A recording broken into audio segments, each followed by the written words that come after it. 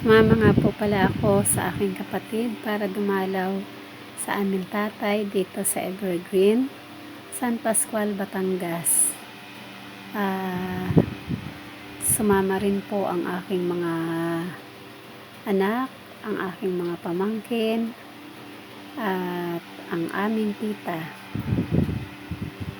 Bali, mabuti na lang po at hindi po umulan nung araw na dumalaw kami. Bali, Sunday po kami pumunta. November 2 na po yun para iwas traffic na po. Pero mabilis lang po kami nakarating dito. Na-traffic lang po talaga kami nung kami ay pauwi na. At ngayon po ay dumaan na rin kami sa aming pinsan. At nagdala na rin po kami ng kaunting pagkain. Nasa gano'n naman po ay hindi na sila masyadong maabala at hindi na magastusan sa pagkain.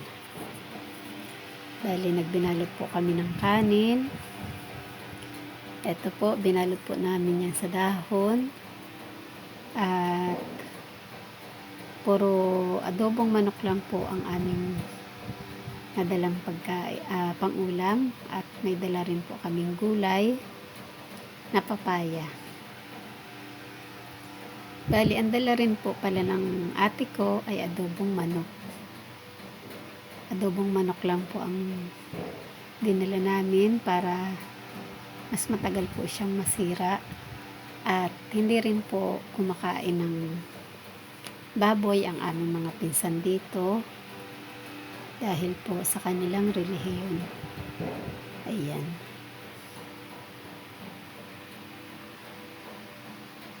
At eto po, may tuyo rin po akong dala para partner po sa ginataang papaya. At ito po, magkakainan na po ang unang batch. Ito po pala ang aking pinsan na PWD po. Hindi po siya nakakarinig, kaya nagsa-sign language lang po siya. At ito naman po ang aking pamangkin sa pinsan. At yan naman po ang kanyang nanay. Dali, nagkakagulo na po ang mga kumakain. Ayan, hindi po talaga ako sumabay sa kanila dahil iintayin ko pa po ang isa pa naming pinsan at ang kanyang pamilya. Sabi niya po kasi magluluto daw siya ng pansit. Kaya inintay ko po. At ito po, nagsidatingan na po sila. May dala rin po silang mga pagkain. Bali, ganito po kapag kami dumadalaw sa aming mga pinsan dito sa Batangas. Nagdadala na rin po kami ng kaunting pagkain nang sa ganun po ay hindi naman po nakakahiya na bigla na lang kaming dadating doon. Pagkatapos ay wala na lang po kaming kadala-dala para nang sa ganun naman po ay hindi na sila masyadong maabala. At ayan po, kumakaway ang aking pinsan.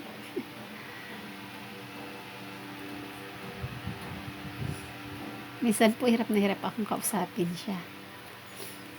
At ito po, may nakuha pala akong bayabas sa labas. Hindi po kasi ako marunong mag-sign language, kaya hindi ko makausap ang aking pinsan. Pero mabait po yan siya. Tumutulong po siya sa kanyang tatay. Tatay niya po, bali yung kanyang katabi, na kapatid po ng aking tatay.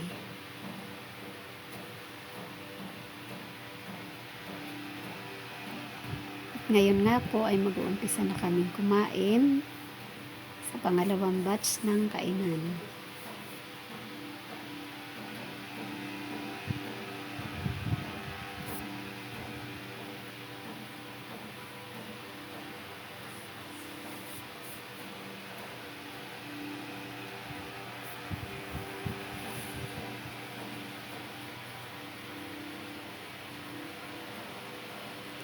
Pero bago po kami mag-umpisa, ay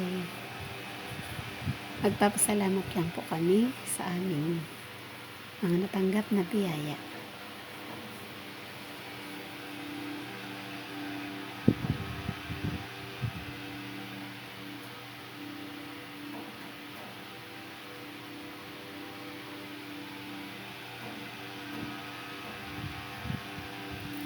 Ngayon po ay pwede na talagang umpisahan ang kainan.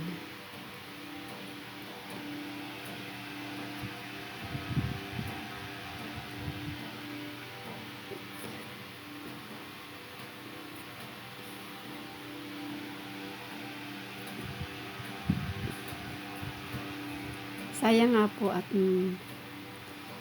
tinanggal ko po talaga yung original na sounds dahil meron pong nagbibideo, okay? Eh baka makapiright na naman po tayo. Sayang po dahil masaya po ang aming mga usapan at hindi ninyo maririnig kung anong aming mga pinag-uusapan. At sayang po talaga. Minsan-minsan lang po kami magkita sa isang taon.